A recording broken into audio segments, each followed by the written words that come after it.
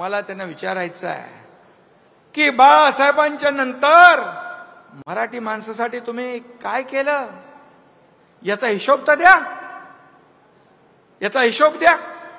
तुम्ही मराठी माणसापासून फारकत घेतली, हिंदुत्वापासून फारकत घेतली. तुमच्या नाकर्तेपणामुळेच मुंबईतला मराठी माणूस हद्दपार झाला, मुंबईच्या बाहेर गेला, नाला सोपाराला गेला, इकडे बदलापूरला गेला, वसई विरारला गेला. हे पाप तुमचं आहे. गेले 20 वर्ष मुंबईमध्ये कोणी सत्ता गाजवली हे सर्वश्रुत आहे.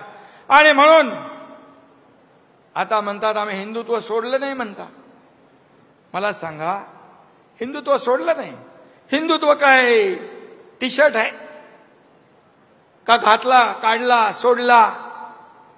मला सांगा, हिंदुत्व तुम्ही सोडलं नाही, मग हिंदू हृदय शिवसेना प्रमुख बाळासाहेबांना हिंदू हृदय सम्राट म्हणताना तुमची जीभ का कचरते? हिंदू धर्माला शिव्या देणाऱ्यांच्या मांडीला मांडी लावून का बसता? स्वातंत्र्यवीर सावरकरांचा अपमान करणाऱ्यांच्या गळ्यात गळे का घालता? प्रचार सभांमध्ये पाकिस्तानचे झेंडे का मिरवता?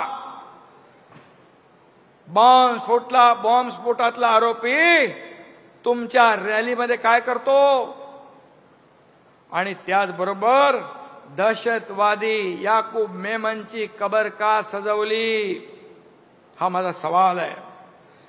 आणि त्याचबरोबर जेव्हा पीएफआय का काहीतरी संघटना त्याचं पेव फुटलं, त्या पीएफआय म्हणजे देशद्रोही संघटनेच्या बरोबर तुम्ही राष्ट्रभक्त आरएसएसची तुलना करता, त्यांना शिव्या घालता.